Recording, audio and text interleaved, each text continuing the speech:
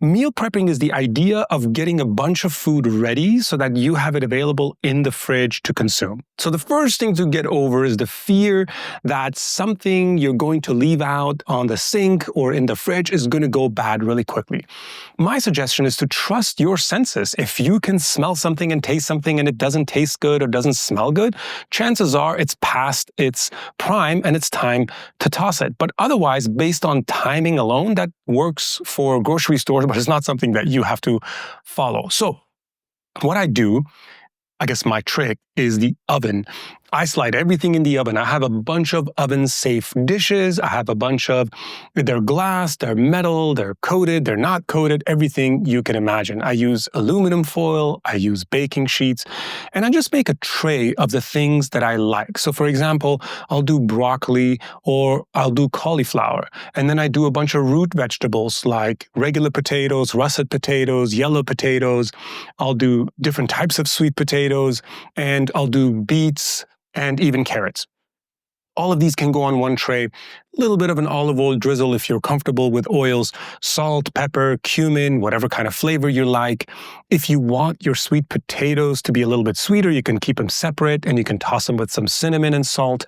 And it comes out great. Just a quick toss and you put it in the oven. 350 degrees, 375 degrees. It depends on the kind of texture that you like.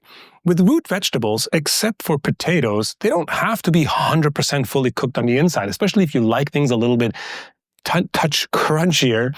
It's perfectly safe. You're not going to get sick from it. With potatoes, it is different. You should not have crunchy potatoes. Well, I mean, you could have fries, but then you probably got to fry your food. And that's another trick, actually, with potatoes, is to boil them a little bit, then put them in the oven to actually get a nice crispy outside.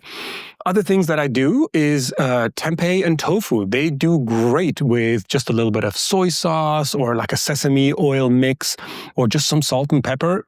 Shove it in the oven and you bake them all at the same time, especially if you can use multiple trays. We're always told that you're supposed to bake everything in the middle tray. No, it's not true. You can move things around. You can start at the bottom and get something crispy, move it to the top and let it kind of get a little bit of that moist heat. And it's still going to come out really good.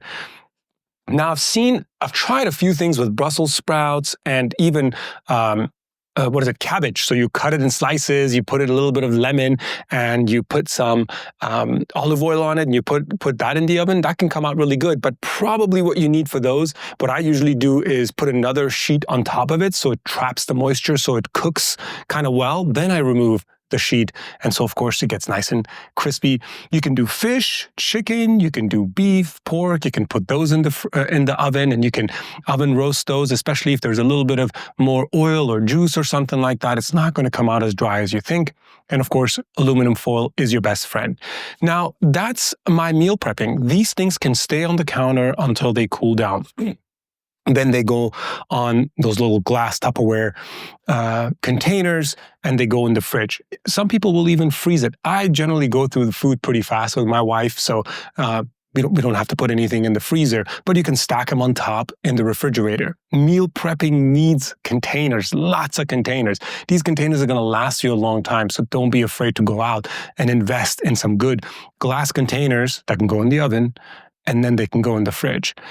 And finally, of course, you need two things to accompany these pre-prepped stuff. For me, it's going to be a great sauce. Lots of good recipes on YouTube for how to make tahini sauces, even date sauces, avocado sauces. You can do lots of different Mexican salsas, and you can do Lebanese spices in a sauce. Lots of great options. These go in different containers, and then when you bring your food out, you just kind of drizzle a little bit on there. It just gives it that freshness, mixes it up so it's not so bland. And of course, you need your carbs. For me, it's going to be a lot of wild rice, brown rice, quinoa, buckwheat, lentils, of course. That's an always easy go-to. And you can just put these in a slow cooker. You can make a big batch on the stovetop, and that can go into small containers or into one big container, and it can go in the fridge. And you essentially are just mixing and matching your dishes.